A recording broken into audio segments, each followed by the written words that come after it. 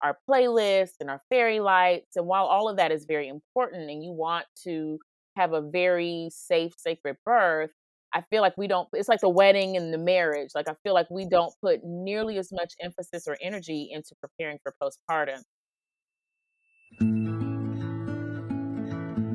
Hey everyone, and welcome to yet another episode of Entering Motherhood, a podcast dedicated specifically to new moms going through this amazing journey in life. I'm your host, Sarah Bilger, a postpartum nutritional coach / mechanical engineer. And as always, I'm so excited to be here with you and share all of the information I've been lucky enough to obtain since becoming a mom. In this episode, we talk with Bethany Arrington, a local certified nurse midwife, about her journey into motherhood and how she has been serving mothers for over 15 years.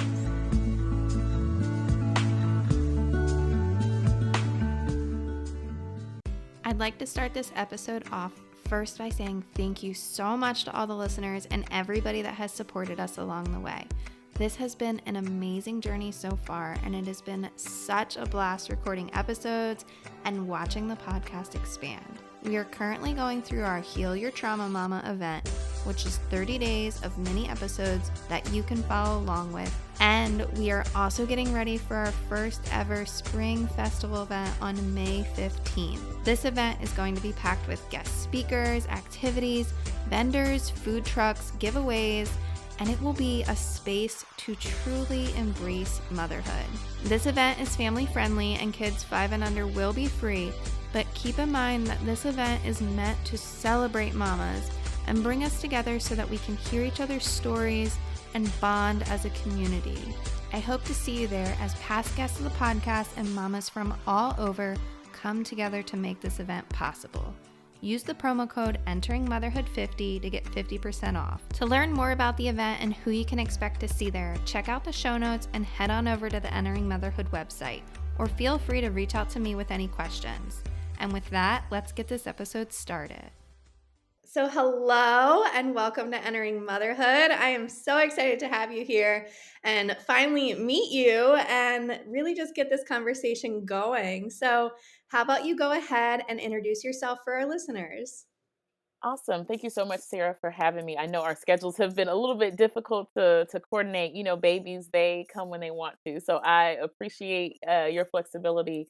Hello, everyone. My name is Bethany Arrington. I am a certified nurse midwife in the Greenville, South Carolina area. I am just amazed and humbled and honored to be able to do what I do on a daily basis. And I'm constantly pinching myself like, is this real life? I'm coming up on almost 10 years of being a midwife, and every birth just leaves me in amazement at just women and how strong we are and how much we are capable of. And I'm still loving what I'm doing 10 years in. And so I'm just happy to be here to chat and just talk about all things motherhood and babies and pregnancy and all of that. Yeah, we're so happy to have you here. So tell us, what was your motherhood journey like?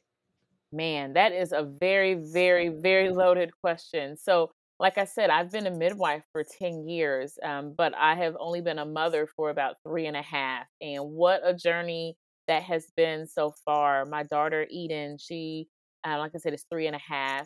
My husband and I, we very much were wanting and planning a pregnancy.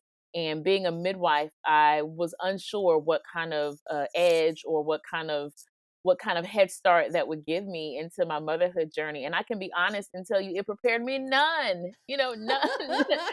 None. None of my training, none of my midwifery career prepared me for being a mother and having my own child. It really is one of those things you have to kind of jump in blindly and figure it out as you go. And so I'm here to say, I'm in the thick of it still. I'm dealing with toddler and all the things that go along with that. And so I'm learning as I go. My pregnancy, I was cared for by midwives, which I think is I just love everything about midwifery. So that was a no-brainer when I got pregnant that I would be cared for by midwives. I try to not set myself up for a lot of expectations. I was pretty much open to the journey and how that would unfold. But I feel like I experienced everything. I had a very sick first trimester. I had a very emotionally stressful pregnancy. My mother was diagnosed with stage 4 colon cancer during my pregnancy, about halfway through. So, from an emotional standpoint, that brought a lot of extra feelings and emotions to an already difficult pregnancy. I also was working full time as a midwife at the time, delivering babies, working in the office, being a director of a busy hospital based practice. So I was doing a lot, probably a little bit more than I should have, to be honest. And I ended up developing preeclampsia at 37 weeks, which I think had a lot to do with my workload, my stress level, so I ended up having to be induced. Luckily, I was under the care of an amazing midwife who shepherded me through an induction as a first time mother. And while it was very intervention heavy, I had every intervention in the book, which I think is laughable that as a low risk midwife, I experienced a very high risk delivery and birth. But because of this midwife and because of a lot of people that were rooting for me and cheering for me and praying for me, I still ended up having a very great vaginal delivery at 37 weeks with my sweet baby girl, Eden. And I'm just so thankful for that experience. It definitely put it in perspective, and it was different being a patient, being a mama for the first time, and not being in the midwife role. So from then on, into postpartum and all the things and breastfeeding and recovery. So it definitely was a very humbling experience for me to experience it after counseling and coaching and helping women through that for all those years, to finally like put my money where my mouth is and do it myself. And I'm like, oh my gosh, I didn't know any. It's all abstract until you do it yourself. And so I think it's made me a better midwife now, having gone through it myself. And again, I'm in awe. Like, we're just women, or we're superheroes with the fact that we're doing all the things that we are, having families and careers and trying to have successful relationships and have friends and deal with COVID. Like, we're just amazing. And my job as a midwife is to reaffirm that with everyone that I come in contact with on a daily basis. So I'm just like a cheerleader, like, keep going, keep going. We don't have a choice, so Yes. keep going. You can do it. Yes, I love that. It's so interesting to hear that you were a midwife before you became a mom, because I think a lot of the times, like people that I have on the show and things like that, because of their birth experience or because of what they've seen, or the lack of like care or things like that, they've really propelled into the world of helping moms and caring for them, whether it be, even like doulas and things and such. And so like you said, like now you had to take what you were learning and everything that you had been like talking about and actually apply that. And it's really cool to see, like, that transition of, whoa, okay, like I know I was saying this, but like now that I've experienced it myself, like I can really kind of apply those things that I've learned. Yeah, absolutely. I mean, I've always prided myself on being very empathetic and sympathetic, but boy, oh boy, after experiencing it, it hits differently. Let's just say that. Yeah. Yeah. So can you kind of explain, like the role of a midwife? Like if somebody's not familiar with a midwife versus like OBGYN, like things like that, like how, does your care specifically differ, and like what is the role of a midwife? That's a very good question. And one of the very first things I always tell people is I go back to the basics. So you pee on a stick, you get pregnant, you're excited, you're like, oh my gosh, who's going to take care of me? Traditionally, in the American culture, we call an OBGYN. It's just like a no brainer. You've seen them for your pap smears, your annual exams. You call your OBGYN office and you get plugged in and you go for your first appointment, and you're plugging along, things are good. And then when it starts coming time to think about your birth and your plans and what that's going to look like for you, sometimes that's the first time you realize, uh-oh, I'm in trouble. Like, this isn't what I was expecting. This isn't what I thought. This isn't what I was looking for. And a lot of times that's the first time you realize there's a difference in philosophy. And so on the other side of that, you have the midwifery model of care. And that's where women are looking for a more personal experience, really kind of getting to know the person that you've hired to help you.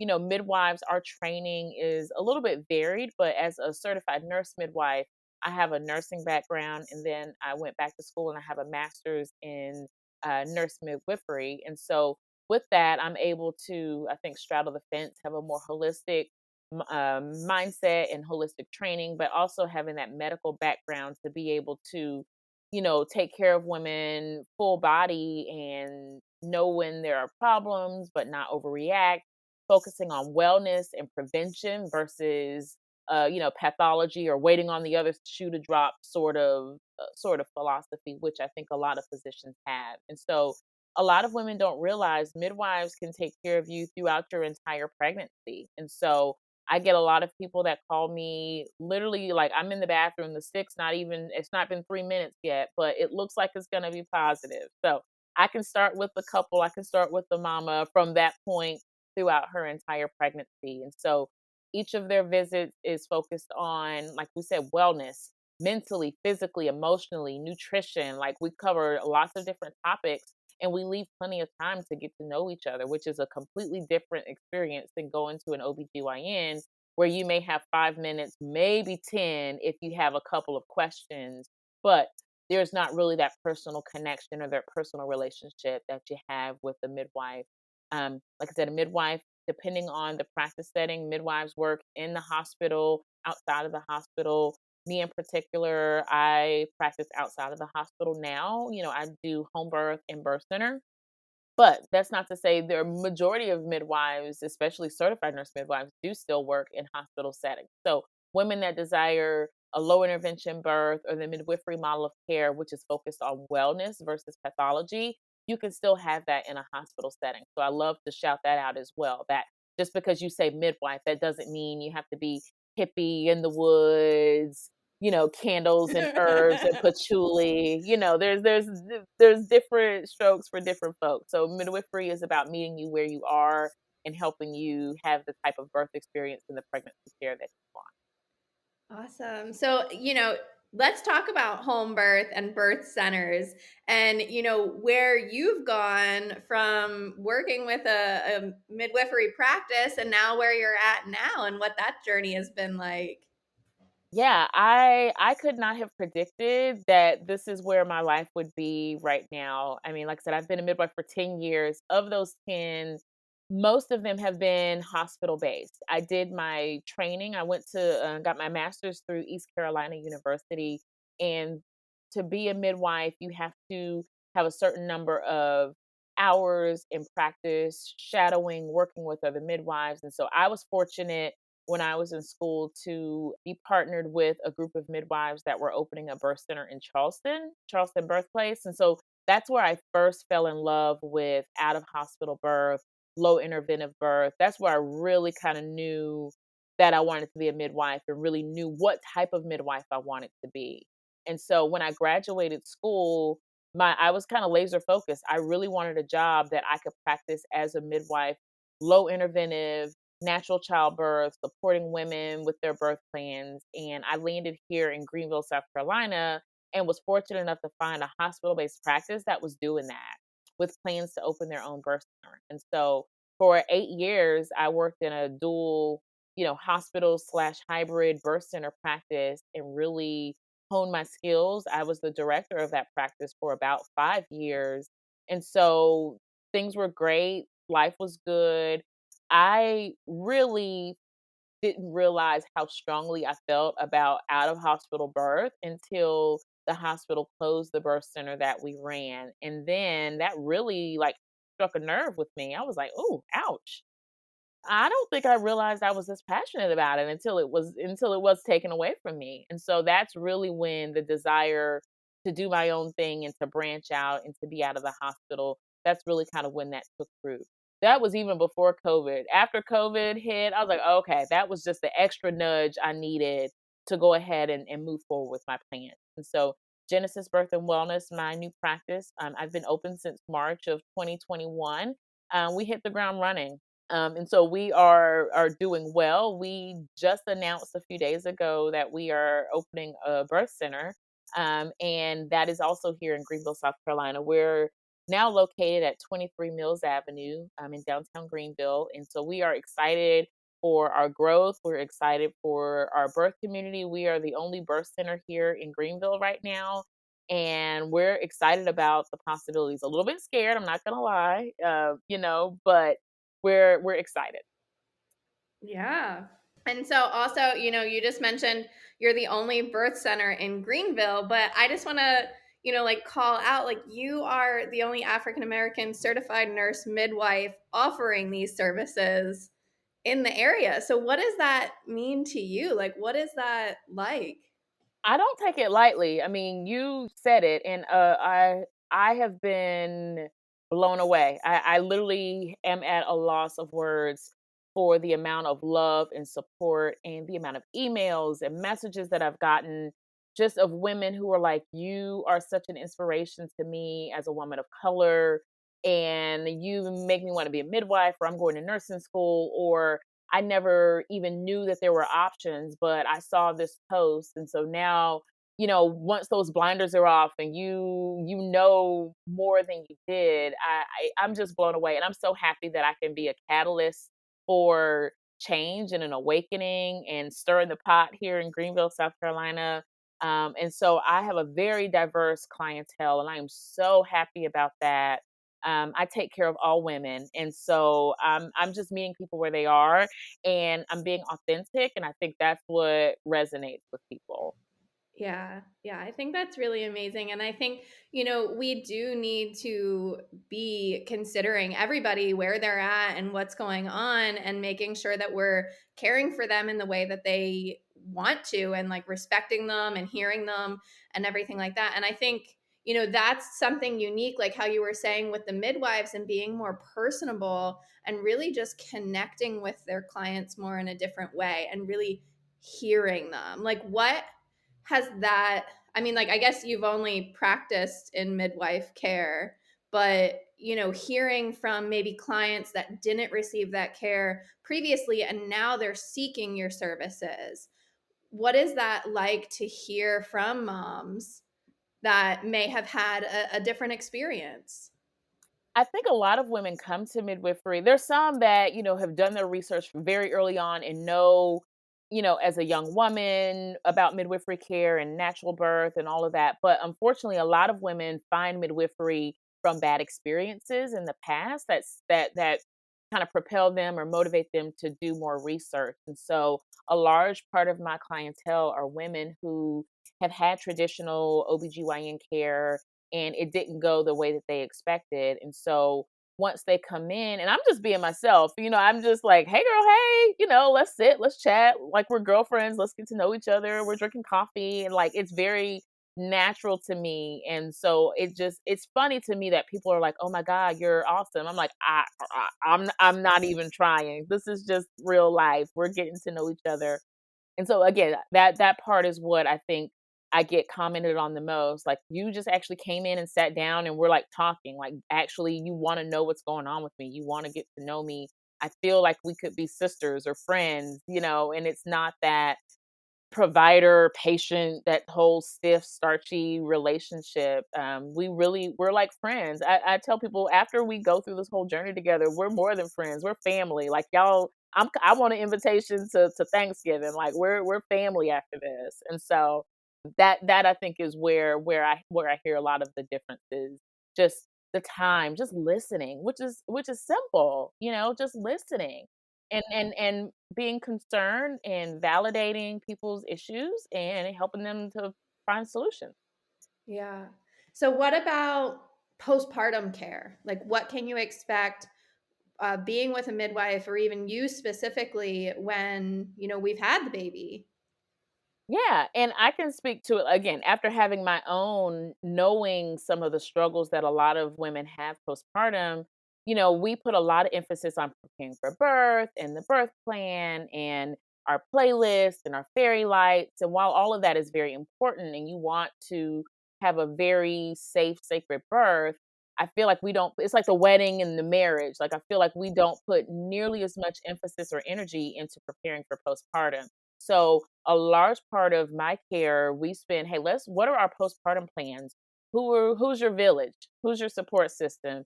Who can we call? Like, let's get a DoorDash menu. Like, let's put some plans in place so this is not so daunting and isolating, and some of it I talk from my personal experiences and some of the things that I learned that helped me and normalizing the feelings and the emotions and the postpartum. I like to talk about it on the front end so no one can say, I wasn't prepared or nobody talked to me about this. Or, we do home visits and we're like calling and texting and FaceTiming and we're constantly checking in because we know that, unfortunately in our American culture, the way the model is set up, you have tons of visits prenatally and then it's like, all right, we'll see you in 6 weeks. Good luck, figure it out. But so much can happen in that 6 weeks, and postpartum lasts way longer than 6 weeks. And so that is kind of one of my passion projects is making sure women feel supported and feel like they have the resources and connections for even after the baby is born. Yeah, I love the analogy that you used, like the wedding and then there's the marriage. I think so many people do kind of get fixated on birth and the experience and things like that. And then it's all of a sudden, okay, here's this baby. Now what? And I think like that's where I kind of felt in my experience. And I had an unplanned cesarean. I was in labor for an extended period of time and things were just like not going well. I started to spike a fever. It was a whole progression of things. And I think though postpartum, like it was probably about like 6 months postpartum that I was really just like something clicked and I was like, what is going on? Like I think I was in such a fog and such a like just trying to run with everything. I went back to work after 9 weeks. It was just like trying to juggle my old life with just somehow throwing this baby into the mix. Like I didn't quite comprehend what needed to happen now that there's this whole life with you. And like you had said, like, now with a marriage, like you have this whole other person that you're connected with, that you're, responsible for. And it's so much more, I think, than we're sort of led to believe unless we're doing that research and doing that extra work to think about our postpartum plan and think about what that's going to be like. And like you said, like I think we hear, oh, like get a meal train and like have meals delivered, or like, oh, you're going to need this and you're going to need that. But I think we don't know what we're going to need until we're thrown into it ourselves. And then even then we have to ask ourselves like, what do I need? What do I want? And I think for a lot of women, that's something that you don't necessarily think about until all of a sudden you're in that position. Yeah, absolutely. Absolutely. My story was very similar to yours. I feel I took 12 weeks off. Again, I was practicing busy midwife, busy practice. I took 12 weeks off and jumped immediately back into my fully hectic, chaotic schedule and was trying to figure out how to deliver babies, how to pump. Oh my gosh, where am I going to store this milk and all the things? And I can remember to the day I was 6 months postpartum and I took a breath and I was like, I feel like this is the first time I've breathed since I had my baby. It was like 6 months postpartum. I was like, that feels like the first breath. Like I've been holding my breath for 6 months and just going, doing all the things, feeding my baby, doing all the things. So my story is very similar to yours. Like, Yeah. man, okay, all What do right. you think that was like at that 6 month period, like when you finally just felt like you kind of like stepped up and looked around and took that breath? Like, what was going on? Like, what do you think kind of caused that realization to happen? To be honest with you, Sarah, I really have no idea. My baby, she did not love to sleep. I mean, she was a great nurser. That I thank God that went without any complications or hiccups. But I don't think I think I was hyper focused and hyper obsessed with sleep and getting her to sleep. And that part really, I think, affected my mental health, just being so hyper focused on sleep or the lack thereof, and I don't think she slept through the night. I remember, I think it was my birthday. So she was like A year? Oh, she was almost a year old. I mean, we were nursing every 2, 3 hours, we were co-sleeping. So, I'm delivering babies by day and night, and I'm burning the candle at both ends, nursing a baby constantly and I'm not sleeping. So, I don't know if I was just on fumes or adrenaline or what. I mean, thank God I love my job and I love what I do. I couldn't imagine, having to go to a workplace that was not supportive or was, making my breastfeeding journey difficult, so I sympathize for women that don't have, supportive workplaces and supportive coworkers.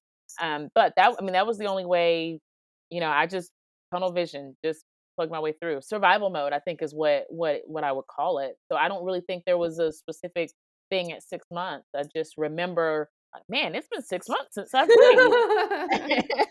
Yeah. Yeah, I think it's just such a crazy thing, and I think there's just, like, something going on that is still, like, not really comprehensible, or, we're just not aware of it, I guess. And it's just sort of like our body is flowing through these emotions. And like you said, like you got fixated on sleep. Like I was concerned with feedings and things like that. Like I needed to know, like when do I pump, and like how does this work, and is she getting enough? Like I was getting a lot of kind of, I don't want to say like backlash, but it was sort of like, oh, are you sure she's eating enough because she's breastfed, and like other babies are getting this many ounces, and like she's only getting this. And like I would go into the pediatrician and they would say like, like she's fine, she's doing like great on her own chart and everything like that. But then one visit we had like a different pediatrician, and they were like, oh, like maybe you should start like adding in rice cereal and stuff like that, like she's like lower on the curve. And it just like threw me off. I was like, what do you mean? Like, am I not feeding? Like, I felt like I wasn't doing my quote Yeah, unquote like a like personal job. attack. Yeah. Yeah, yeah, And like I think we take like all these, like if they're having like developmental issues, or like they are low on the curve, or they're not sleeping correctly, like we tend to just like assume it's something that we're doing wrong. And so yeah. I like spent tons of money on sleep manuals and books and the experts and the consultants and taking care of babies and up at 3 a.m. on Instagram. I mean, I was hyper focused, and I'm like, I guess I could have been trying to sleep during all that time I was researching sleep, but yeah. it's one of those things. You just kind of do the best you can. Like I said, you see your OB at 6 weeks, and yet you have all of this stuff that happens after that point where there's a big void. Yeah. What have you found the most helpful, and what do you try to instill into moms kind of like routine, either like preparing for birth or in the postpartum period? Like what are some key things that you really like to reiterate and tell your clients? I love women sharing their stories and the importance of support in a village and finding people that are like-minded, especially when you're seeking out, a type of care that is not necessarily the norm in our culture, whether you're having a home birth or a birth center or a natural birth. In your day-to-day life, you may not have supportive people rooting for you in your corner, and so I love to have women or try to find ways for women to connect with other women who can be their like surrogate village. And so I have created a private group for women in my care to where they can ask questions, get to know each other. So we have our own little private group and private chat just for connectivity. And I think that's where I think, because it can be so isolating, not just postpartum, but pregnancy too. Not everyone wants to talk about your pregnancy 24/7 with you in your real life. But there are these other women that are going through the same thing that you are, that they don't mind talking about it. And, postpartum, you're up at 2 a.m. feeding your baby.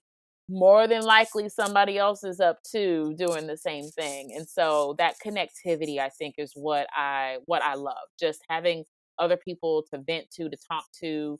They don't know you. They're very unbiased. It's just a safe space. So that's what I love.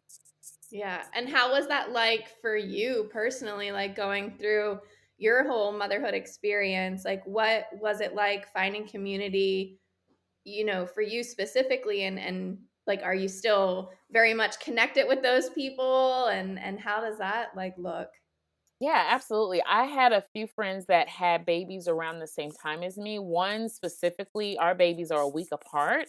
And so me and her, I mean, I could not have gotten through those first few weeks, months. We were on maternity leave at the same time. And so it was so funny. Like we would text all night long for, I mean, every day, every night for weeks and months. And so our babies were on different patterns. And so I would text her, feed my baby, fall asleep, and then I'd wake up the next time and look at my phone, and she would have responded by the time I look at my phone again. And so vice versa. So it was really nice to know I had somebody that was like literally in the trenches with me, and I love her dearly, but like I could always look forward to a message on my phone when I woke up 2 hours later to feed my baby because she was up doing the same thing. And so, um, again, I can't stress enough the importance of having a village and finding people who you can lean on and that can lean on you. 'Cause this is hard. Being a mom is hard. So, I mean, it's rewarding and we love it and we wouldn't change it for the world, but it's still hard work. Yeah. Yeah. And what has the past, you say your daughter's 3.5? Yes. Yes. I know I'm excited. I'm excited for all the milestones and the maturity, but at the same time, it's like, Jesus Christ, you're killing me, Smalls. That's okay. What has Yeah. been like the most, I guess, enjoyable part of motherhood in those 3.5 years? Just watching her just learn new things and new skills and just developing her own personality. She is a strong Black woman, okay? And I am loving it already. She is very opinionated. The world is going to know who she is. And I am like trying not to stifle all of that right now because it is going to take her places, honey. The other day, we were at the birth center, and she loves being there with me as we're kind of working and kind of getting it together. So it's been so special to have her there at the birth center and to be involved in that.